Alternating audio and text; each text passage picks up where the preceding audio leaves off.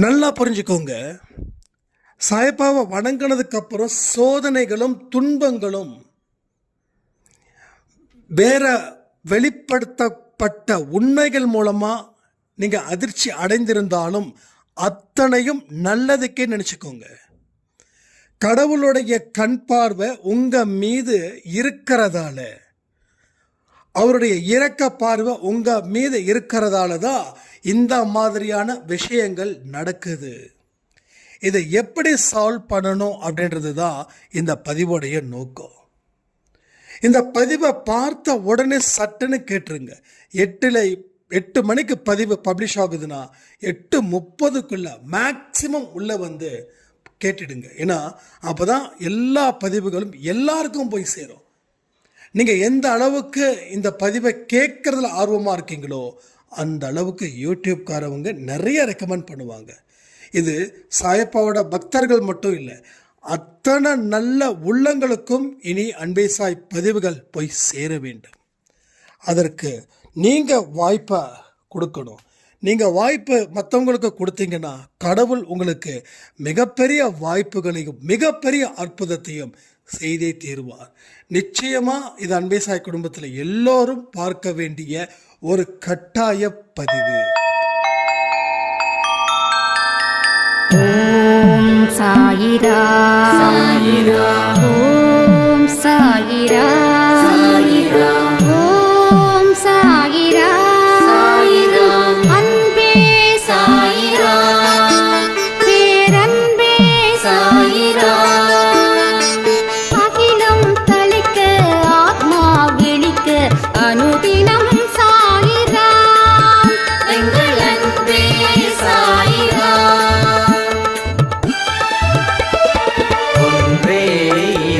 ஒன்றே பூமிக்கென்றும் சாயிரா, சரணம் சாயிரா, நன்றே செய்து வாழ்வோம், நாம் ஒன்றே செய்து வாழ்வோம், அன்பே சாயிரா.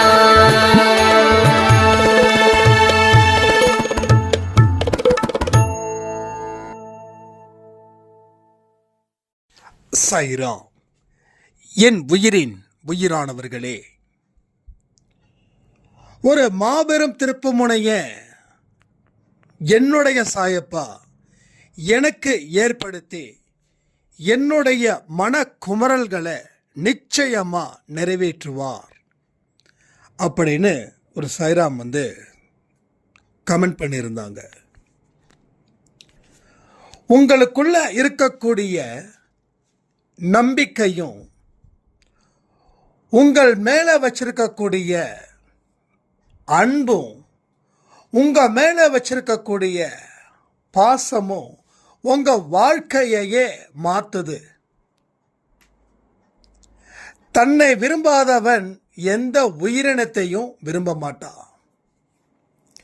தன் மீது அன்பு செலுத்தாதவன் எந்த உயிரினத்தின் மீதும் அன்பு செலுத்த மாட்டான். தன் மீது நம்பிக்கை இல்லாதவன் எந்த ஒரு மனிதனிடமும் நம்பிக்கை வைக்க மாட்டான். இதை நீங்க தயவு செய்து உணர்ந்து செயல்படணும். அப்போதான் உங்க வீட்டில் எரிமலையா வெடிக்கின்ற அந்த எரிமலையை கூட நீங்க ஒரே ஒரு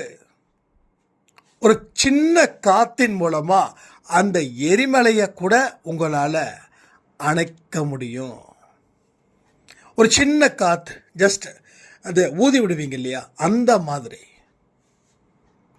ஏன்னா உங்க வாழ்க்கையில் இருக்கக்கூடிய அடிப்படை நம்பிக்கை இங்க செத்து போய் பல வருஷம் ஆகுது. ஸோ செத்து போனதை மறுபடியும் உயிரோட கொண்டு வர முடியாதில்ல. அந்த விஷயம்தான் இங்கே நடக்குது. நீங்க எவ்வளவுக்கு எவ்வளவு முயற்சிகள் செய்தாலும் நம்பிக்கையின் அடிப்படையில் நீங்க செய்யலைன்னா அந்த முயற்சிகள் எப்பொழுதும் பலனளிக்காது. உங்களுடைய ஒரு கணத்தையும் நீங்க சிந்திச்சு பாருங்க. அது என்ன சொல்லுதுன்னு கேளுங்க. அது என்ன சொல்லுதோ அதுதான் உங்க வாழ்க்கை. அதை நோக்கி தான் நீங்க போயிட்டு இருக்கீங்க. கடவுளுடைய ஆசீர்வாதங்கள் இருந்தும், உங்களுக்குன்னு இருக்கக்கூடிய பலங்கள் இருந்தும், நீங்க அடிப்படை தன்மையில நம்பிக்கை இல்லாம இருக்கும்போது உங்களுடைய அத்தனை விதமான முயற்சிகளும் பலங்களும் தோல்வி அடைகிறது.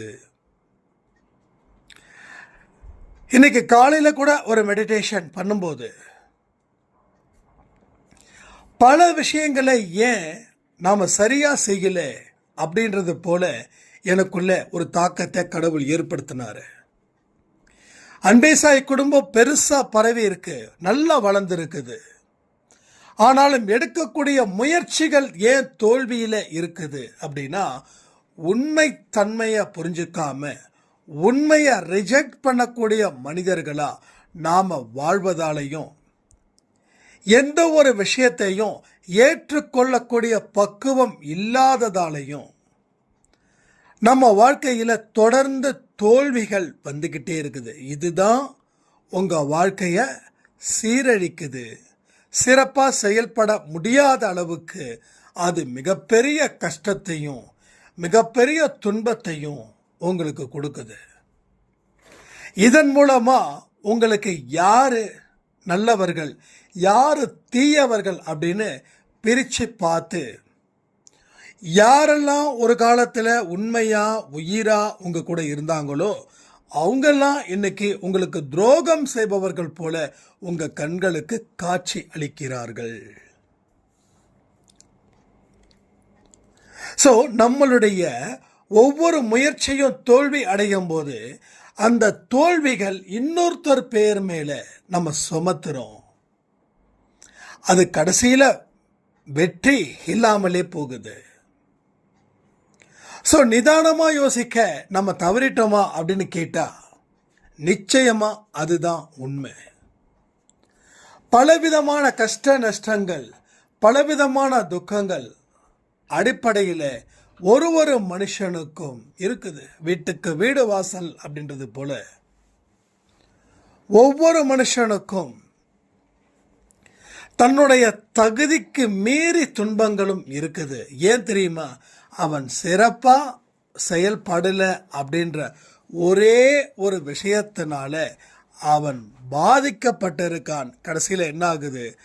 மனநலத்தில் கூட அவனுக்கு குறைபாடுகள் இருப்பது போல இருக்குது. ஒரு சின்ன விஷயம் ரோட்டு கிளியர் இல்லைன்னா அதை கிளியர் பண்ணணும், சரி அதை அப்புறமா கிளியர் பண்ணலாம் அப்படின்னா அது எவ்வளவுக்கு எவ்வளோ மோசமான பாதிப்பை ஏற்படுத்தும் தெரியுமா உங்களுக்கு? ஸோ சாய்பாவோட கைகள் கட்டப்பட்டுள்ளதுன்னு சொன்ன நம்புவீங்களா? உண்மையிலேயே சாய்பாவோட கைகள் கட்டப்பட்டுள்ளது. ஏன் தெரியுமா? உங்களுடைய கைகளை நீங்க கட்டி போட்டதால அவருடைய கைகளும் கட்டப்பட்டுள்ளது. நான் நேத்தோ இல்லை இன்னைக்கு காலையிலேயோ ஒரு பதிவுல சொன்னேன், கண்ணாடி முன்னாடி நின்று என்ன விதமான ரியாக்ஷன் பண்றோமோ அதுதான் கடவுளும் பண்றாரு. நீங்க சிரிச்ச முகத்தோட நம்பிக்கையோட வாழ்க்கையை வெல்ல முடியும் அப்படின்னா கடவுளுடைய மனசு குளிருது. அவர் அதற்கு தகுந்தது போல உங்க வாழ்க்கைய மாத்துறாரு. இல்ல முடியாது அப்படின்னு நினைக்கும் போது அவரும் முடியாதுன்னு கைவிடுகிறார்.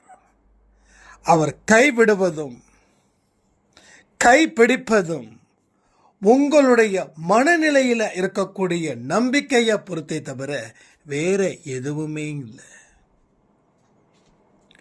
எவ்வளவு பெரிய கஷ்டத்துல நான் வாழ்ந்துட்டு இருக்கேன் அப்படின்னு நினைச்சு அந்த கஷ்டத்தை பெரிதுபடுத்தி நம்ம வாழவே முடியாதுன்ற எண்ணத்தை உருவாக்கி கடைசி வரைக்கும் துன்பத்தில் அடிபட்டு சிக்கி பரிதவிக்க போறோமா? இல்லை இந்த கஷ்டங்கள் எல்லாம் என் கண்களுக்கு முன்னாடி ஒரு சவால் போலதானே இருக்குது. இதை என்னால் முறியடிக்க முடியாதா என்ன? எனக்கு அந்த தகுதிகள் கூட இல்லையா? எனக்கு திறமைகள் இல்லையா? என்னுடைய பலத்தை கொண்டு இந்த சவால்களை என்னால் ஃபேஸ் பண்ண முடியாதா? இந்த மாதிரி ஒரு எண்ணத்தை வச்சு நீங்கள் வாழ்க்கையில் வாழ்ந்து பார்த்தீங்க அப்படின்னா எவ்வளவு பெரிய கஷ்டங்களும் சங்கடங்களும் உங்களுக்கு சாதகமாக மாறும். ஒரு பெரிய புலி அப்படின்னு நம்ம நினைக்கிறோம், பயந்து பயந்து பயந்து பயந்து வாழுறோம். கிட்ட போனால் அது பூனை. அது போல தான் இங்கேயும் உங்கள் நம்பிக்கை எப்படி இருந்தாலும் சரி, அந்த நம்பிக்கையை எந்த அளவுக்கு அதிகரிக்கிறீங்களோ அந்த அளவுக்கு புலி கூட பூனையாக மாறும். ஆனால் அவநம்பிக்கையோட ஆதாரமாக நீங்கள் இருந்தீங்கன்னா பூனை கூட புலியாக மாறும். அதனால தான் சில பேருக்கு எத்தனையோ துன்பங்கள் நான் ஃபேஸ் பண்ணியிருக்கேன். ஆனால் என்னை விட துன்பங்கள் அதிகமாக இருக்கிறவன் எப்படி ஜெயிக்கிறான்? ஒரு வியப்பு, ஒரு அதிர்ச்சி இங்கே உங்களில் பல பேருக்கு இருக்குதா இல்லையா? கமெண்ட் பண்ணுங்க. அதுக்கெல்லாம் ஒரே காரணம் என்ன தெரியுமா? எதை வந்தாலும் என்னுடைய வாழ்க்கையை நான் விட்டு தர மாட்டேன் அப்படின்னு நினைக்கிறவங்களுக்கு மன உறுதி அதிகரிக்குது. ஏதாவது ஒரு பிரச்சனை வந்தால் என் வாழ்க்கை போனால் கூட பரவாயில்ல நினைக்கிற அப்படின்றவங்களோட வாழ்க்கையில் கோழைத்தனமும் அவநம்பிக்கையும் தொடர்ந்து இருக்குது. ஸோ திரும்பவும் சொல்கிறேன், துணிந்தவனுக்கு தான் கடவுள் நிற்பார். திக்கற்றவர்கிட்ட தான் கடவுள் உதவிகள் செய்வார். திக்கற்றவர்கள் என்னைக்கும் சோர்ந்து போயிடக்கூடாது. யாரும் இல்லை அப்படின்ற ஒரு எண்ணம் அடிக்கடி எல்லா மனுஷனுக்கும் வரும், எல்லாருக்கும் வரும். அது வருவது இயற்கை. 10 பேர் உங்கள் குடும்பத்தில் இருக்காங்க, அந்த 10 பேர் உங்களை ஒதுக்கி வச்சாங்கன்னா அந்த எண்ணம் இயல்பாக தானே நம்ம மீது வரும். அப்போ வருவது நேச்சுரல் தானே, இயற்கை தானே. அது எப்படி வராமல் இருக்கும்? அப்போது 10 பேர் என்ன, 100 பேர் என்ன, 1000 பேர் என்ன, 1,00,000 பேர் என்ன, என்னை எவன் இல்லை எவர்கள் ஒதுக்கி வச்சாலும் நான் ராஜ கம்பீரத்தோட தான் வாடுவேன். சொல்ல முடியுமா? அப்படி சொல்ல முடிஞ்சா நீங்கள் வாழ்க்கையில் முதல் படியில் நிற்பீங்க. அது வெற்றிகரமான ஒரு படியாக மாறும். ஒரு மிகப்பெரிய சகாப்தத்தை நீங்கள் உருவாக்கவும் முடியும். ஒரு பெரிய ஆச்சரியத்தை ஏற்படுத்தவும் முடியும். அதிசயமான விஷயங்கள் 1 by 1 நடக்கவும் நடந்தே தீரும். ஸோ புரிஞ்சிக்க வேண்டிய விஷயத்தை நீங்கள் தவிர்ப்பது எந்த இடத்துல உங்களுக்கு லாபன்றதை யோசிச்சு பாருங்க. ஸோ லாப நோக்கத்தோடு செயல்படணும் ஒரு வியாபாரி. அவன் நஷ்டத்தோட அந்த வியாபாரத்தை அவன் தொடர்ந்தா அவன் காணாமல் போயிடுவான். அதே போல வாழ்க்கையிலையும் லாபத்தின் அடிப்படையில் எந்த வழி இருக்குதோ அந்த வழியில் நீ செல். அந்த வழி ஆரம்பத்தில் எப்படி இருந்தாலும் அதை பற்றி கவலைப்படாத. ஆனால் இறுதியில் அது சொர்க்கமாக மாறும். அந்த தேவைகள் தான் இப்போ நமக்கு அவசியமாக இருக்குது. அவசியமாக இருக்கக்கூடிய எல்லா விஷயத்தையும் நீங்கள் செய்ய முயற்சி பண்ணணும். அவசியம் இல்லாத ஒரு விஷயத்துக்கு எதுக்கு நேரத்தையும் காலத்தையும் வீணாக்கணும்? ஏற்கனவே எத்தனை நேரத்தை எத்தனை காலத்தை வீணாக்கியிருப்போம். ஒரு நாளைக்கு 24 மணி நேரம் அப்படின்னா அந்த 24 மணி நேரத்தை எத்தனை மணி நேரம் சிறப்பாக பயன்படுத்தியிருப்போம், எத்தனை மணி நேரத்தை அழிச்சிருப்போம். கணக்கு வச்சுருக்கீங்களா? கொஞ்சம் அந்த கணக்கை போட்டு பாருங்க. அந்த கணக்கை போட்டு பார்க்கும்போது ஒரு மகா பெரிய அதிர்ச்சி ஒன்று காத்துக்கிட்டு இருக்குதுன்றதை மட்டும் மறக்காதீங்க. ஸோ இனிமேலாவது வாழ்க்கையை மாற்றணும். சாயப்பாவிற்கு பின் அப்படின்ற ஒரு வாழ்க்கை. ஸோ இந்த வாழ்க்கையில் செய்ய வேண்டிய விஷயத்தில் மட்டும்தான் உங்கள் முழு கவனத்தையும் வைக்கணும், செய்யக்கூடாத விஷயத்தில் இல்லை. சாய்பாவுக்கு பின் வரக்கூடிய வாழ்க்கையில் அன்பும் அக்கறையும் பாசமும் உங்களிடம் மேலோங்கி இருக்கணும். அப்போ மேலோங்கி இருந்தாதான் அவருடைய அருள் பெற்ற ஒரு குழந்தையா நீங்கள் இருக்க முடியும். உங்கள் கோபத்தை கொஞ்சம் தயவு செய்து மூட்டை கட்டி வச்சிடுங்க. கோபத்தினால அழிஞ்சவன் தான் ஜாஸ்தி, வளர்ச்சி அடைந்தவன் இந்த உலகத்திலே கிடையாது. ஸோ கோபப்படுறது உங்கள் வாழ்க்கையை நீங்களே குழி தோண்டி புதைச்சிக்கிறது போல. இதெல்லாம் சாய்பாக்கு முன்னாடி நீங்கள் செஞ்சீங்க. ஏன் தெரியுமா? அதற்கு தகுந்த ஆன்மீக அறிவு இல்லை, அதற்கு தகுந்த குருவோட போதனை கிடைக்கல. ஆனால் இப்போ சாயப்பாவே நம்மளோட குருவாக இருக்காரு.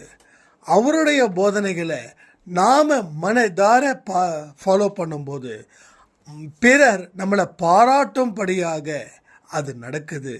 வாழ்க்கையை நம்ம வெல்லலாம். வாழ்க்கையை வெல்வது அப்படின்றது மிக மிக மிக மிக எளிதானதாக உங்கள் வாழ்க்கைக்கு அப்படியே இது மாறும். ஸோ இத்தனை நாள் என் வாழ்க்கையில் நான் விட்டுட்டேனே, பரவாயில்ல. அதாவது சில பேர் ரொம்ப ஃபீல் பண்ணுவாங்க, ரொம்ப கில்ட்டியாக இருக்குது, நான் அந்த தப்பு பண்ணிட்டேன், நான் அந்த தப்பு பண்ணாமல் இருந்திருக்கலாம் அப்படின்னு. இதை சொல்கிறவங்க திரும்ப திரும்ப அந்த தப்பை செய்வாங்க. ஆனால் இதை சரி பண்ணணும் நினைக்கிறவங்க கில்ட்டி ஃபீல், அதாவது குற்ற உணர்வு நிச்சயமாக இருக்காது. குற்ற உணர்வு இருக்குதுன்றதுக்காக நீ எங்கே செய்யக்கூடிய அத்தனை காரியங்களையும் கடவுள் மன்னிப்பாரா என்ன? இல்லை. ஸோ என்கிட்ட நிறைய பேசுகிறவங்க இது மாதிரி நிறைய தப்பு செஞ்சிட்டாங்க, அந்த ஃபீலிங் அதுலேருந்து வெளியில் வர முடியல, நான் என்ன செய்கிறதுன்னு தெரியல. இதை பல வருஷங்களாக சொல்லிக்கிட்டே இருக்கோம். ஸோ நீங்கள் திருந்த முயற்சி பண்ணலை. ஒரு தப்பு செய்தால் வருத்தப்பட மட்டும்தான் தெரியுது, ஒரு தப்பு செய்தால் அதை திருத்திக்க தெரிய மாட்டேங்குது. ஸோ இப்பயே நான் சொல்கிறேனே, நீங்கள் எந்த தப்பு என்ன பாவத்தை வேணாலும் நீங்கள் நேற்று வரைக்கும் செஞ்சிருங்க. ஆனால் எல்லா பாவத்துக்கும் தண்டனை நிச்சயமாக கிடைக்கும், அது மாற்றமே இல்லை. ஆனால் இன்னையில் இருந்து நான் எந்த பாவத்தையும் செய்ய மாட்டேன், அந்த இடத்துல நீங்கள் வைங்க. கடவுள்கிட்ட மன்னிப்பும் கேளுங்க. கடவுள்கிட்ட மன்னிப்பு கேட்டு எந்த பாவத்தையும் செய்யாதீங்க. பாவத்தை நீங்கள் மீண்டும் செய்தால் ஏற்கனவே மன்னிக்கப்பட்ட பாவங்கள் இருக்கே, அதுவும் உங்கள் அக்கௌண்ட்டில் வந்துடும், அதுவும் உங்கள் அக்கௌண்ட்லேயே வந்துடும். 10 பேர் கடன் வாங்கியிருக்கீங்க, இப்போ அந்த 10 பேரும் உங்கள் கடனை மன்னிக்கிறாங்க. இனிமே கடன் நீங்கள் எங்களுக்கு திருப்பி தர வேண்டாம், உங்கள் குடும்ப சூழ்நிலையை நாங்கள் பார்க்குறோம், உங்கள் குடும்ப சூழ்நிலையை நாங்கள் யோசிக்கிறோம், உங்கள் குடும்பத்தோட சூழ்நிலையை நாங்கள் நல்லா புரிஞ்சுக்கிறோம் அப்படின்னு சொல்லி உங்கள் கடன்களை அவங்க மன்னிக்கிறாங்க, அந்த 10 கடன்காரர்களும். அப்போ நீங்கள் என்ன பண்ணணும்? இனி கடன் வாங்காமல் இருக்கணும். நீங்கள் வேற ஒரு மனுஷங்கிட்ட புதுசாக கடன் வாங்கிட்டீங்கன்னு வச்சுக்கோங்களேன், ஏற்கனவே அந்த 10 பேர் நீங்கள் வாங்கக்கூடாது அப்படின்றதுக்காக தான் உங்கள் கடனை மன்னிக்கிறாங்க. ஆனால் நீங்கள் வாங்கினது தெரிஞ்சிடுச்சுன்னா அந்த 10 பேரும் மீண்டும் உங்களை அந்த பணத்தை எடுத்து வைக்கிறியா இல்லை வேற ஏதாவது இருக்குதா அப்படின்னு கேட்குற அளவில் போயிடுவாங்க. ஸோ அதே போல தான் இங்கேயும் உங்கள் பாவங்கள் நிச்சயமாக மன்னிக்கப்படும், ஆனால் தண்டனை இருக்கும். ஆனால் தண்டனை இந்த ஜென்மத்தில் கிடைக்காம போகலாம், அடுத்த ஜென்மத்தில் கிடைக்கும். 10 சந்தோஷத்தில் ஒரு துன்பம் பிரச்சனை இல்லையே. ஆனால் இங்கே நிலைமை எப்படி தெரியுமா இருக்குது? 10 இன்சிடெண்ட்டில் 9 துன்பம், ஒரு மகிழ்ச்சி. இது ஒரு மனுஷனை நிலக்குலைய வச்சிடும், அப்படி தான் இங்கே நிலக்குலைய வைக்குது. ஆனால் உங்களுக்கு தப்புகள் மன்னிக்கப்படுதுன்னா தண்டனைகள் உங்களுக்கு 10ல் 1 கொடுப்பாங்க, இல்லை 20ல் 1 கொடுப்பாங்க, இல்லை 50ல் 1 கொடுப்பாங்க, இல்லை 100ல் 1 கொடுப்பாங்க. அந்த தண்டனையை ஏற்றுக்கிறது பிரச்சனையே கிடையாது. ஏன்னா மீதி முக்காவாசி சந்தோஷமான விஷயங்கள் தான் நடக்குது. ஸோ இதுதான் தப்புகள் மன்னிக்கப்படும், நீங்கள் செய்த பாவங்கள் மன்னிக்கப்படும் அப்படின்னு நான் சொல்கிறேன். அதனால் திரும்ப திரும்ப திரும்ப எந்த ஒரு பாவத்தையும் செய்யாமல் இருக்கும்போது கடவுள் உங்களுக்கு அந்த மன்னிப்பை வழங்குகிறார். ஒரு மன்னிப்பை வழங்கிட்டாவே உங்கள் வாழ்க்கையில் சிறப்பான ஒரு அத்தியாயத்தை நீங்கள் எடுக்க போகிறீங்க, எழுத போகிறீங்கன்னு அர்த்தமாகுது. அந்த சூழ்நிலையை நீங்கள் உருவாக்க முயற்சி பண்ணுங்க. முயன்றால் முடியாதது என்பது எதுவும் இல்லை. முயன்றால் முடியாததுன்றது எதுவும் இல்லை. ஆமையும் முயலும் இங்கே ஒன்று தான். நீ ஆமை வேகத்தில் போறியோ முயல் வேகத்தில் போறியோ எந்த வேகத்தில் வேணாலும் போ, ஆனால் உன்னுடைய லட்சியத்தை அடையிற வரைக்கும் உன்னுடைய ஓட்டத்தை நிறுத்தாத.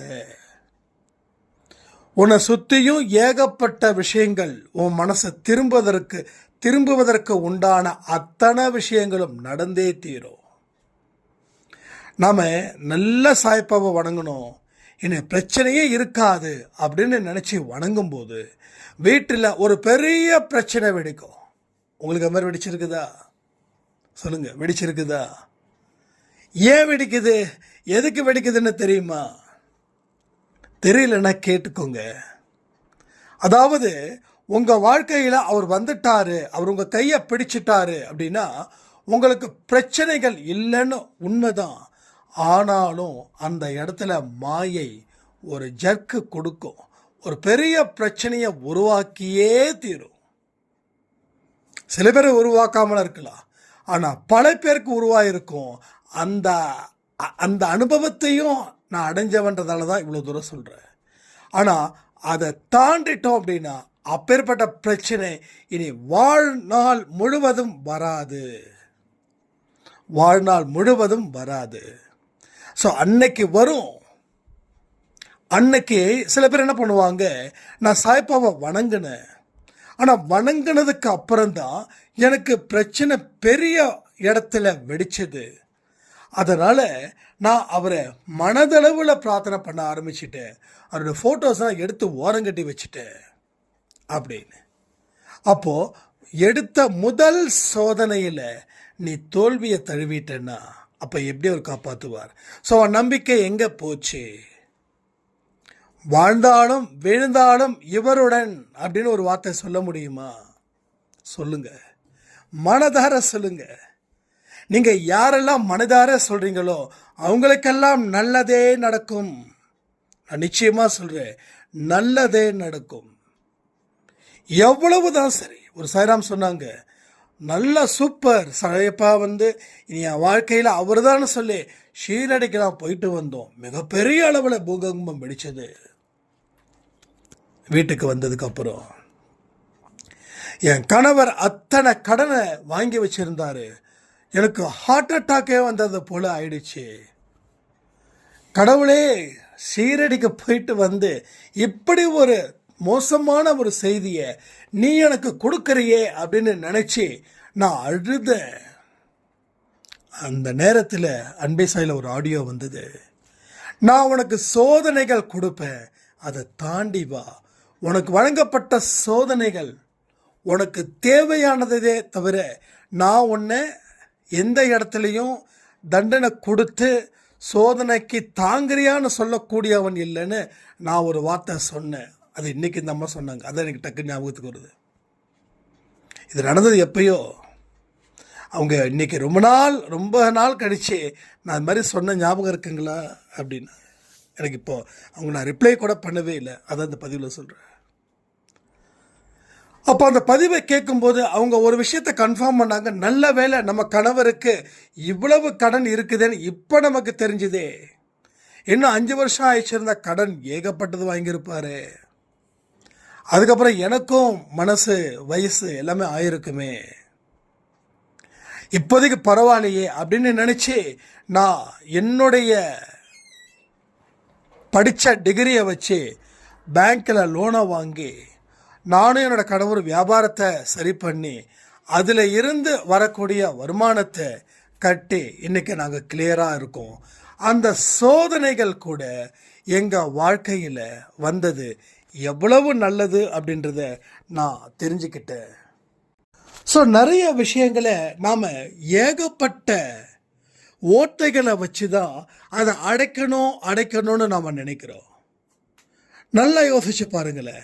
ஒரு ஓட்டப்பானையில் தண்ணியை ஊற்றுறோம், அந்த தண்ணி முழுசாக நிற்கணும்னு நினைக்கிறோம். ஆனால் ஓட்டப்பானையில் தண்ணி ஊற்றுனா தண்ணி என்ன ஆகும்? தண்ணி வெளியில் தானே போகும். ஸோ அந்த மாதிரி தான் முதல்ல உங்ககிட்ட இருக்கக்கூடிய ஓட்டைகளை என்ன பண்ணணும்? அடைக்கணும். பிறகுதான் தண்ணி ஊற்றணும். அப்போ தான் எல்லாமே சரியாக இருக்கும். எல்லாமே சரியாக இருந்தால் தான் வாழ்க்கையில் அர்த்தமும் வாழ்க்கையோட தத்துவமும் வாழ்க்கையோட உணர்வு தன்மையும் உங்ககிட்ட மேலோங்கி நிற்கும். ரைட்டா? ஸோ எல்லா காரியத்தையும் நீங்கள் கவனமாக வச்சுக்கணும். அப்போ சோதனைகள் வருதுன்னா ஆமாம், ஓட்டப்பானைக்குள்ளே தண்ணியை ஊற்றுனா அது சோதனையா? சொல்லுங்கள், நீங்களே சொல்லுங்கள். ஒரு ஓட்டப்பானையில் இதை வச்சுட்டு நான் எவ்வளவுதான் தண்ணி ஊற்றினாலும் அந்த தண்ணி உள்ளே நிற்க மாட்டேங்குது. கடவுள் என்னை என்ன சோதனைக்கு உட்படுத்துகிறார் பார்த்தீங்களா அப்படின்னு நீங்கள் கேள்வி கேட்டால் அது எப்படியோ அதே போல தான் கடவுள் எனக்கு சோதனை கொடுத்துட்டாரே, நான் வணங்கின உடனே சோதனை கொடுத்துட்டாரே. இங்கே என்னன்னா, வணங்கின உடனே நம்மளுடைய ஒட்டுமொத்த பிரச்சனையையும் கடவுள் தீர்க்கணும்னு முடிவு பண்ணுறோம். வணங்கின அடுத்த நிமிஷமே என்னுடைய ஒட்டுமொத்த பிரச்சனையை தீர்க்கணும், நான் ஃப்ரீ ஆகணும், எனக்கு எல்லா கஷ்டங்களும் தீரணும். ஸோ இதுதான் ஒவ்வொரு மனுஷனுடைய எதிர்பார்ப்பாக இருக்குது. அப்போது இந்த மாதிரி மனுஷங்கிட்ட கடவுள் திடீர்னு வணங்கி ஒரு பெரிய துன்பத்தை கொடுத்துட்டாரு அப்படின்னா அது மிகப்பெரிய சோதனையா, அது என்னால் ஏற்றுக்க முடியாத அளவுக்கு ஒரு சோதனையாக இருக்குதுன்னு நாம் ஃபீல் பண்ணுறோம். ஸோ ஓட்ட சட்டையை வச்சிருக்கிற நாம தான் கவலைப்படணும். அதை அடைப்பதற்கு உண்டான வழிகள் என்ன தெரியுமா? வாழ்க்கையை வாழு, உன்னை முழுவதுமாக நேசித்து வாழு. உன்னிடத்தில் அன்பு கூறுவது போல் பகைவரிடத்திலையும் அன்பு கூறு. யாருக்கிட்டையும் பொய்யான வாக்குறுதியோ கோபமான வார்த்தைகளையோ பேசிடாத. உன்னுடைய கர்ம வினையின் அடிப்படையில் தான் உன்னை சூழ்ந்த மக்கள் இருக்காங்க. அது உங்கள் கணவராக இருக்கலாம், உங்கள் மனைவியாக இருக்கலாம், உங்கள் பெற்றோர்களாக கூட இருக்கலாம், இல்லை கூட பிறந்த சகோதர சகோதரியாக கூட இருக்கலாம், இல்லை நண்பர்களாக இருக்கலாம், இல்லை எதிர் வீட்டுக்காரவங்களாக கூட இருக்கலாம். ஸோ யாருமே உனக்கு விரோதியாக மாறல. உன்னுடைய கர்ம வினையின் அடிப்படையில் அவன் விரோதியாக மாறினான். எனக்கு ஒரு விரோதி இருக்கிறான்னு வச்சுக்கோங்களேன், ஒரு ரமேஷ் அப்படின்னு ஒரு விரோதி இருக்கான்னு வச்சுக்கோங்க. அப்போது அவன் உண்மையிலேயே கெட்டவனாக இருந்தால் அவன் எல்லாருக்கிட்டேயும் அந்த கெட்டவனாக தானே இருப்பான். ஆனால் இதே ரமேஷ் இன்னொருத்தங்க சொல்லும்போது அவர் தங்கமானவர், அவர் ரொம்ப நல்லவர், அவர் உண்மையானவர், அவர் யாரையும் ஏமாற்ற மாட்டார், எந்த ஒரு மனுஷனையும் கடும் சொற்களால் கூட பேசியிருக்க மாட்டார் அப்படின்னு சொன்னால் நமக்கு கிறுகிறுன்னு சுத்தம்.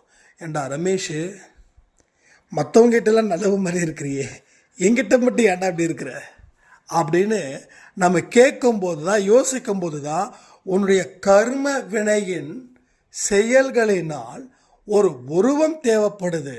அந்த உருவம் தான் அந்த ரமேஷ். புரியுதா? அந்த ரமேஷ்ன்றது கற்பனை பேர், எனக்கு யாரும் எந்த எதிரியும் கிடையாது. ஸோ என்னோடய எதிரிகள் எல்லாம் நண்பர்களாக மாறிட்டாங்க. உண்மை, இது கடவுள் சத்தியம் சொல்கிறேன். எந்த எதிரியோ எனக்கு கிடையாது, இப்போ வரைக்கும் இல்லை, எப்பயுமே எதிரிகள் கிடையாது. ஜீரோ. ஏன்னா எதிரிகள் இல்லாத ஒரு வாழ்க்கையை வாழ்ந்தாதான் என்னால் சந்தோஷமாக வாழ முடியும். ஒரு பேரானந்த நிலை வாழணுன்றது தான் என்னுடைய லட்சியம். கோடி ரூபாய் தேவையில்லை, லட்சம் ரூபாய் தேவையில்லை, கோடி தேவையில்லை, லட்சம் தேவையில்லை. என்ன தேவை? பேரானந்த நிலை, பரவச நிலை. யாருக்கும் எங்கேயும் ஏமாற்றாமல் எந்த மாய வலையிலும் சிக்காமல் ஒரு நிலை, அந்த நிலை தான் வாழணும். ஏன்னா எல்லா நிலையிலையும் வாழ்ந்துட்டோம். பிளாட்ஃபார்ம்லேயும் தூங்கியாச்சு, வசதியாகவும் வாழ்ந்தாச்சு. எந்த இடத்துலையும் நான் அந்த பேரானந்த நிலையில தான் இருந்தேனே தவிர, ஐயோ இந்த நிலையில வந்துட்டேனேன்னு சொல்லி நான் ஃபீல் பண்ணதே கிடையாது. இது கடவுள் சத்தியம். நான் ஃபீல் பண்ண ஒரே விஷயம் கடன். அந்த கடனால் என் மனசில் நிம்மதி இழந்து போய் நான் தனிச்சு நின்னேன். அது ஒன்று தான். போகிற இடம் வர இடம் எல்லாம் சுற்றி சுற்றி சுற்றி அடித்தாங்க. எவ்வளவுதான் ஒரு மனுஷன் வலியை தாங்க முடியும்? அந்த வழியில் விட்ட கண்ணீர், அது மூலமாக கிடைச்ச அனுபவம், அதான் அந்த அனுபவம் தான் இங்கே உங்கள் முன்னாடி என்னை கொண்டு வந்து சேர்த்துருக்குது. This is a fact. This is a real story. This is not a fake story. This a real story. This is genuine. நான் சொல்கிறத நீங்கள் முழுசாக நம்பிட்டீங்கன்னா கண்டிப்பாக உங்கள் வாழ்க்கையில் மாற்றங்கள் வரும். ஏன்னா உண்மைக்கு வலிமை இருக்குது. ஆனால் உண்மையான ஒரு விஷயத்தை நீங்கள் போலின்னு நினச்சிங்கன்னா அது உங்களுக்கு போலியாக்கவே மாறும். ஆனால் சொல்லக்கூடிய விஷயத்தை கண்டிப்பாக இவர் சாயப்பா கிட்ட இருக்காரு, அதனால் உண்மையை தான் பேசுவார், உண்மையை பேசுகிறதால தான் சாயப்பா இவர் கூட இருக்காரு, அந்த உணர்வு உங்களுக்கு இயல்பாக இருந்துச்சுன்னா நான் சொல்லக்கூடிய ஒரு வார்த்தைகளும் உங்களுக்கும் உங்கள் குடும்பத்துக்கும் ஆசீர்வாதமாக மாறும். கண்டிப்பாக அது பெரிய பிளஸ்ஸிங்காக மாறும். நல்லவர்கள் வாயில இருந்து உங்கள் வாழ்க்கை மாறும் அப்படின்னா அதுக்கு நிச்சயமாக பலன்கள் இருக்குது. ஸோ நம்ம எல்லாருமே நல்லவர்கள் தான். நீங்கள் என்னை வாழ்த்தும் போதும் எனக்கு அது பிளஸ்ஸிங்காக மாறுது. நான் உங்களை வாழ்த்தும் போதும் அது உங்களுக்கு பிளஸ்ஸிங்காக மாறுது. ஸோ சோதனைகள் நிச்சயமாக வரும். நான் மறுபடியும் சொல்கிறேன், சோதனைகள் வரவே வராது அப்படின்னு நான் எந்த பதிவில் சொல்ல மாட்டேன். சோதனைகள், கடும் சோதனைகளும் வரும். வரலை அப்படின்னா கடவுள் உங்களை சோதிக்கலைன்னு அர்த்தம். ஆனால் வருதுன்னா கடவுள் சோதிக்கிறாருன்னு அர்த்தம். சில பேருக்கு சோதனையே வராது, ஏன்னா கடவுள் அவங்கள கண்டுக்கவே இல்லைன்னு அர்த்தம். சத்தியமாக சொல்கிறேன், கடவுள் அவங்கள கண்டுக்கவே இல்லை. எந்த மனுஷன் துன்பப்படுறானோ அவங்கிட்ட தான் அந்த கடவுள் இருக்கார். எந்த மனுஷனுக்கு துன்பமே இல்லையோ அவங்ககிட்ட கடவுளே இல்லை. நல்லா பாருங்க, இந்த ரவுடிங்க, கொள்ளை அடிக்கிறவங்க, தீயவர்கள் எங்கேயாவது துன்பப்பட்டிருக்காங்களா? அவங்க துன்பப்பட்டாங்கன்னா அவங்க வாழ்க்கை முடிஞ்சிருச்சுன்னு அர்த்தம். நம்மளை மாதிரி நான் 5 வருஷத்துக்கு முன்னாடி கஷ்டப்பட்டேன், அதுக்கு 5 வருஷத்துக்கு முன்னாடி கஷ்டப்பட்டேன். அப்போ அந்த கஷ்டம் ஒரு சோதனையோடைய தாக்கம். தீயவர்களுக்கு சோதனை இல்லை, ஆனால் ஒன்று தான், அவங்களுக்கு என்னைக்கு துன்பம் வருதோ அதோட முடிஞ்சிருச்சு, எழுந்திருக்கவே முடியாது. ஆனால் இன்னைக்கு நமக்கு எவ்வளவுதான் துன்பம் வந்தாலும் நாளைக்கு ஒரு இடத்துக்கு போகணும் வரணும்னா நாம் ஸ்ட்ராங்காக நிற்போம். கவனிச்சிருக்கீங்களா? பாக்கெட்டில் 10 பைசா இல்லைனா கூட நம்ம வெளியில் போகும்போது நம்ம அந்த அளவுக்கு பஞ்சத்தில் அடிப்பட்டவர்கள் போல தெரியாத அளவுக்கு சிரிப்போம், பேசுவோம், ஆரோக்கியமும் பிரச்சனை இல்லாமல் இருக்கும், எல்லாமே பிரச்சனை இல்லாமல் இருக்கும். இது எத்தனை பேர் ஃபீல் பண்ணுறீங்கன்றதை கொஞ்சம் டக்குன்னு கமெண்டில் போஸ்ட் பண்ணுங்க. ஸோ இதுதான் உண்மை. ஸோ ஏன் உண்மைன்னு சொல்கிறேன்னா, உங்களோட மனசில் கொண்டு போய் சேர்க்கறது தான் என்னுடைய பொறுப்பு. நான் கரெக்டாக சேர்க்கணும். This is my duty. இதுதான் எனக்கு சாய்ப்பா கொடுத்த மிகப்பெரிய ஆர்டர். சரியா? ஸோ நான் என்னை சோதனைக்கு உட்படுத்துகிறாங்களே, கடவுளே தாங்க முடியலையே, வலி முடியலையே. வலி ஏன் கொடுக்குறாருன்னா ஏற்கனவே பெற்ற வலியை தீர்க்கணும் தான். அதுக்கு தான் இந்த வலி, வேற எதுக்கும் வலி இல்லை. நீங்கள் கற்பனையில் 1000 நினைக்கலாம், ஆனால் கடவுள் பொறுப்பேற்றுக்க முடியாது. உண்மையான விஷயத்தை தான் கடவுள் சொல்கிறாரு. அந்த விஷயத்தை நீங்கள் கேளுங்க, உங்கள் வாழ்க்கையில் மிக மிக மிக மிக பெரிய மாற்றத்தை ஏற்படுத்த முடியும். நல்லா புரிஞ்சுக்கோங்க. ஸோ அன்பே சாயில் இந்த கிஃப்ட்டுன்னு சொல்லி ஒன்று இருக்கும். அது ஒரு சாய்ராம் ஏதோ ஒரு கேஷ் அனுப்பியிருக்கீங்க, அவங்க யார் என்னன்னு எனக்கு தெரியல, தயவு செய்து என்னோடய வாட்ஸ்அப் நம்பருக்கு உங்கள் நேம் தயவு செய்து சொல்லுங்கள். ஏன்னா நீங்கள் அனுப்புகிற ஒவ்வொரு பைசாவும் ஒவ்வொருத்தவங்களுடைய பசியை தீர்ப்பதற்கு உண்டான வழிகள் தான். அதனால தான் சொல்கிறேன், கொடுத்தவங்க நேமும் எனக்கு தெரியணும். ஸோ யூடியூப் மூலமாக கிஃப்ட் மூலமாக கேஷ் நீங்கள் பண்ணுறீங்கன்னும் போது அது ரொம்ப சந்தோஷமாக இருக்குது. நம்ம முடிஞ்ச அளவுக்கு எத்தனை பேரோட பசியை தீர்க்க முடியுமோ அத்தனை மனிதர்களுடைய பசியை நம்ம தீர்க்கணும். இது நான் மட்டும் செய்ய முடியாது, இது எல்லோரும் சேர்ந்து செய்யணும் அப்படின்னு நான் நினைக்கிறேன். அதே போல் அன்பே சாய் டிஷர்ட் வேணும் அப்படின்றவங்களுக்கு ஒரு 500 rupees நீங்கள் வந்து கொடுங்க. உங்களுக்கு ஒரு டிஷர்ட்டும் சாய்ப்பாட லேமினேஷன் பண்ண செய்த ஒரு ஃபோட்டோவும் இன்னொரு சின்ன ஃபோட்டோவும் ஸ்டிக்கரும் ப்ளஸ் உதி பாக்கெட்டும் உங்களுக்கு வந்து சேரும். கேஷ் அனுப்புனவங்க தயவு செய்து உங்களுக்கு இன்னும் வரலை அப்படின்னா கொஞ்சம் எனக்கு அனுப்புங்க. கிட்டத்தட்ட 7 கொரியர் வந்து பெண்டிங்கில் இருக்குது. ஸோ அங்கே இன்னும் அனுப்பியும் அவங்களுக்கு போய் ரீச் ஆகலை. எனக்கு வந்து கஸ்டமர்ஸ் வந்து ஃபோன் எடுக்கலை, ஃபோன் வந்து அவுட் ஆஃப் ஆர்டர், அட்ரஸ் சரியில்லை அப்படின்னு சொல்லி 7 பேருடைய லிஸ்ட்டு இங்கிட்ட அந்த கொரியர் இது வந்து அப்படியே இருக்குது, பெண்டிங் இருக்குது. ஸோ தயவு செய்து யாருக்காவது வரலன்னா திரும்பவும் கரெக்டான அட்ரஸ் வந்து கொடுங்க. அப்போ தான் நான் திருப்பி அனுப்ப முடியும். வேறு யாருக்கு வேணாலும் தயவுசெய்து கேளுங்க, நான் உங்களுக்கு வந்து மேக்ஸிமம் 1 வீக்குள்ளே அனுப்பி வைக்கிறேன். ஏகப்பட்ட டிஷர்ட்ஸ் வந்து நம்ம ஆர்டர் கொடுத்துட்டே தான் இருக்கோம். ஸோ அது அவங்களுக்கும் ஒரு ஒரு தேவைப்படுது. அதாவது ஆர்டர் கொடுக்குறவங்களுக்கும் நல்ல ஜென்யூன் பர்சன்ஸ் தான், அவங்களுக்கும் நிறைய கேட்குறாங்க. ஸோ எங்களுக்கு கொஞ்சம் ஹெல்ப்ஃபுல்லாக இருக்குங்க அப்படின்னு சொல்லி. ஸோ உங்களுக்கு யாராருக்கு வேணுமோ நீங்கள் தாராளமாக ஒரு 500 rupees அதை ஸ்க்ரீன்ஷாட் எடுத்து என்னோடய வாட்ஸ்அப் நம்பருக்கு அனுப்புங்க. தென் உங்களோட அட்ரஸ் கம்ப்ளீட்டாக பண்ணுங்கள். ரெண்டாவது 2 ஃபோன் நம்பர் கொடுங்க. ஃபோன் பண்ணால் தயவுசெய்து அட்டன் பண்ணுங்கள். அன்னோன் நம்பர்ஸ், தெரியாத நம்பர் அப்படின்னு சொல்லி விட்டுற வேண்டாம். ஏன்னா அது கொரியர் இதனால தான் ஒரு பெரிய பிரச்சனையாகவே இருக்குது. அதில் யாராருக்கு தேவையோ அனுப்புங்க. ஸோ அதே போல் இங்கே வெங்கடேஷ் அப்படின்னு ஒரு சாய்ராம் இருக்கார் இல்லையா, அவர் வந்து என்னோடய கமெண்ட்ஸை நீங்கள் ஏன் டெலீட் பண்ணுறீங்க அப்படின்றாங்க. ஸோ வந்து டெஃபினட்டாக யாருடைய கமெண்ட்ஸையும் நாம் டெலீட் பண்ணுறது அப்படின்றது இல்லை. சாய்ப்பாவுக்கு எதிராக சில அறிவாளிகள், அதாவது அவங்க தான் உலகத்தில் மிகப்பெரிய அறிவாளிகள், அவரை நம்பி நான் ஏமாந்துட்டேன் அப்படி இப்படின்னு வார்த்தைகள் ஜாஸ்தி இருக்கிறவங்களோட கமெண்ட்ஸ் மட்டும்தான் நான் டெலீட் பண்ணுறேன், அவங்கள ஹைட் பண்ணுறேன், அவங்கள ரிமூவ் பண்ணுறேன். ஸோ உங்களுடைய யாருடைய கமெண்ட்ஸையும் நான் டெலீட் பண்ணுறதுக்கு நான் விரும்ப மாட்டேன். ஸோ அதனால் தயவு செய்து யாரும் எதுவும் தப்பாக நினச்சிக்க வேண்டாம். உங்களுடைய ஒவ்வொரு கமெண்ட்ஸும் it's a valuable comments. So உங்கள் கமெண்ட்ஸ் பண்ணுங்கள். ஸோ பிடிச்சிருந்தால் நீங்கள் லைக்கும் ஷேரும் பண்ணுங்கள். ஏன்னா ஒவ்வொரு பதிவும் உங்கள் மூலமாக பிறருக்கு செல்லும்போது அவங்க வாழ்க்கையில் நிறைய நல்ல விஷயங்கள் நடக்கும். அதே போல் யூடியூப்பில் கொஞ்சம் சில பிரச்சனைகள்லாம் இருக்குதுங்க. சில பேர் வந்து எனக்கு வீடியோஸ் வரலை அப்படின்றாங்க. ஒரு நிமிஷம் புரிஞ்சுக்கோங்க, 8 மணிக்கு நம்ம டக்குன்னு பப்ளிஷ் பண்ணுறோம். அந்த 8லேருந்து 8:30க்குள்ளே சட்டு எல்லோரும் பார்த்துருங்க. ஏன் அப்படின்னா நீங்கள் எந்த அளவுக்கு பார்க்குறீங்களோ அந்த அளவுக்கு தான் மற்றவங்களுக்கும் நோட்டிஃபிகேஷன் போகுது. ஓகேவா? அதனால் ஷார்ப்பாக 8 மணிக்கு 8லேருந்து 8:30க்குள்ளே பார்த்துருங்க. அதுக்கு பின்னாடி பார்த்தா பிரச்சனை இல்லை.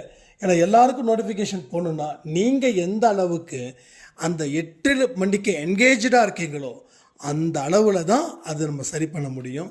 அதே மாதிரி இந்த நோட்டிஃபிகேஷன்லாம் இருக்கும், அதெல்லாம் கொஞ்சம் ஆன் பண்ணி வச்சுக்கோங்க. ஏன்னா நான் யூடியூபர் மாதிரி நான் சொல்லக்கூடாது, எனக்கு இந்த வார்த்தைகள் வரல.